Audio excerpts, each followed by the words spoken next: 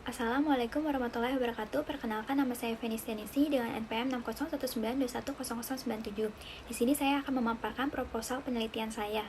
Yang pertama, latar belakang pada penelitian ini. Berdasarkan data Statista tahun 2023, Indonesia menjadi jumlah pengguna TikTok terbanyak kedua setelah US dengan persentase 56,8% atau setara dengan 109,9 juta pengguna TikTok. Penelitian ini mengambil sampel remaja karena pada survei Asosiasi Penyelenggara Jasa Internet Indonesia, di Indonesia kategori usia yang menyumbang paling banyak pengguna internet adalah remaja dengan kategori usia 13 hingga 18 tahun, yaitu 99,16% pada tahun 2021. Dengan kategori usia tersebut, secara tidak langsung, sampel yang akan saya gunakan pada penelitian ini adalah remaja generasi Z. Kemudahan yang ada pada platform media sosial TikTok membuat banyak orang sering menggunakan media sosial TikTok. Dengan kemudahan yang diberikan tersebut, membuat pengguna secara tidak langsung memiliki engagement yang tinggi terhadap platform media sosial TikTok. Saat pengguna membuka aplikasi TikTok, pengguna langsung ditampilkan oleh Feed for You, di mana pengguna akan diperlihatkan berbagai macam video, kreativitas, dan bervariatif yang disesuaikan dengan ketertarikan pengguna. Jadi, fitur TikTok yang dapat menarik perhatian remaja generasi Z untuk tetap terikat pada platform media sosial TikTok adalah adanya fitur Feed for You. Durasi dan berbagai macam konten yang disuguhi oleh platform media sosial TikTok membuat pengguna tetap mengakses TikTok karena tidak merasa bosan. Dan ketika pengguna menggunakan TikTok, pengguna selalu merasa dia mendapatkan hal-hal baru pada saat mengaksesnya.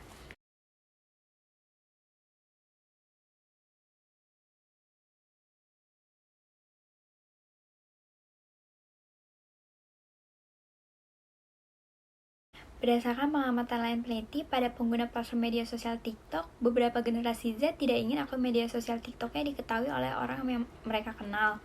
Dalam hal itu, pengguna akan lebih secara ekspresif mengemukakan atau membuat konten sesuai dengan apa yang mereka inginkan tanpa memikirkan pendapat dari orang lain. Hal tersebut dapat menjadikan zona nyaman individu untuk melarikan diri dari permasalahan yang ada.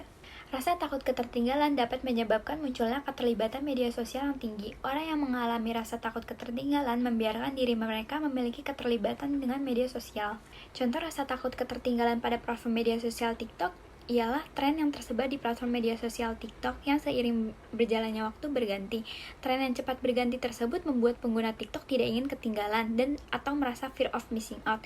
Terlebih lagi ketika tren tersebut menghasilkan keuntungan pada pengguna tersebut. Mengapa penelitian ini masih penting untuk dilakukan? Karena saya menemukan 3 penelitian yang hasilnya belum konsisten.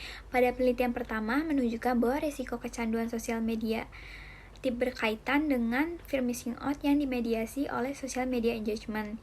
Pada penelitian kedua, didapatkan hasil korelasi positif yang signifikan ditemukan antara tingkat fear missing out dengan social media engagement. Sedangkan pada penelitian ketiga atau penelitian terakhir, bahwa korelasi yang dimiliki oleh fear missing out dan social media engagement tidak signifikan. Kemudian rumusan masalah pada penelitian ini ialah apakah terdapat peranan fear of missing out terhadap social media engagement pada remaja pengguna TikTok. Lalu tujuan penelitian. Penelitian ini bertujuan untuk melihat peranan fear of missing out terhadap social media engagement pada remaja pengguna TikTok. Lalu manfaat pada penelitian ini. Manfaat penelitian ini terbagi menjadi 2, manfaat teoritis dan manfaat praktis. Manfaat teoritis pada penelitian ini diharapkan dapat memberikan sumbangan bagi ilmu pengetahuan, terutama pada ilmu psikologi, mengenai peranan fear of missing out terhadap social media engagement pada remaja pengguna TikTok, serta pengetahuan untuk dunia pendidikan lainnya. Manfaat praktis pada penelitian ini diharapkan dapat memberikan informasi dan pengetahuan mengenai peranan fear of missing out terhadap social media engagement kepada pembaca. Selain itu, penelitian ini diharapkan dapat memberikan informasi kepada remaja juga orang tua. Dengan bertambahnya informasi yang didapatkan, diharapkan juga lebih memperhatikan keterkaitan dengan media sosial. Kemudian definisi fear of missing out-nya sendiri menurut CT, karena pada penelitian ini saya menggunakan definisi dari CT yang menyatakan bahwa fear of missing out merujuk pada kebutuhan individu untuk berinteraksi dengan orang lain dan tetap terhubung dengan apa yang mereka lakukan. Sebuah konsep yang semakin terkait dengan penggunaan media sosial. Aspek-aspek atau dimensi menurut CT terbagi menjadi 4. Yang pertama, anxiety atau perasaan cemas. Yang kedua, need to belong atau perasaan ingin tetap terhubung. Addiction atau kesulitan dalam mengendalikan diri dalam penggunaan media sosial. Yang keempat adalah need for popularity, kecenderungan seseorang untuk diterima oleh orang lain di media sosial. Menurut Przybylski, faktor-faktor yang mempengaruhi fear of missing out yang pertama ada relatedness atau rasa memiliki, terhubung, dan kebersamaan adalah hal yang dibutuhkan seseorang untuk merasa terkait dengan orang lain. Yang kedua ada kompetensi. Kompetensi ini sebuah keinginan yang melekat pada individu untuk merasa berhasil dalam berinteraksi dengan lingkungannya. Yang ketiga ada autonomi. Autonomi ini sebagai pengalaman membuat keputusan, merasa didukung, dan bersedia memulai, mempertahankan, dan menghentikan perilakunya. Ada beberapa ciri-ciri fear of missing out menurut Przybylski yang akan saya sebutkan. Yang pertama, mengecek secara terus-menerus sosial media orang lain agar merasa up to date dengan kegiatan yang sedang orang lain lakukan. Yang kedua, keinginan untuk ikut serta dalam kegiatan yang ada di media sosial. Dengan keikutsertaan tersebut, individu dapat memposting juga apa yang orang lain posting. Social media engagement. Definisi yang saya gunakan di sini definisi dari Gangi dan Wasko 2016. Menyatakan bahwa social media engagement sebagai sikap seseorang terhadap pengguna media aspek-aspek atau dimensi menurut Gangi dan Wasko. Yang pertama, social interaction atau interaksi sosial. Interaksi sosial ini adalah sebuah berlangsungnya interaksi antara individu maupun kelompok yang terjadi di media sosial. Yang kedua adalah technical feature atau fitur teknis. Fitur teknis dari media sosial yang berkontribusi pada bentuk pengalaman penggunaan saat berinteraksi di platform tersebut. Yang ketiga, user engagement. User engagement ini didefinisikan sebagai tingkat keterlibatan pengguna dalam keadaan serta pikiran pengguna media sosial yang memastikan keterlibatan yang lebih tinggi dan menghasilkan manfaat secara pribadi. Remaja. Harlock 1991 berpendapat masa remaja dibagi menjadi dua, yaitu masa remaja awal dari usia 13 hingga 16 tahun. Yang kedua, masa remaja akhir dari 16 hingga 18 tahun. Beberapa penelitian sebelumnya menjelaskan bahwa generasi Z adalah mereka yang lahir tahun 1995 setelahnya. Ada yang berpendapat bahwa generasi Z lahir pada 1995 hingga 2010. Ada juga yang berpendapat bahwa generasi Z lahir pada 1995 hingga 2012. Karakteristik remaja generasi Z. Menurut McKenzie, perilaku generasi Z dapat dikelompokkan menjadi 4. Yang pertama, generasi Z diketahui sebagai unvanished ID, di mana generasi ini menghargai perasaan masing-masing individu tanpa memberikan sebutan tertentu atau label. Generasi Z berpikiran terbuka dan memahami keberagaman setiap individu karena pencarian jati diri.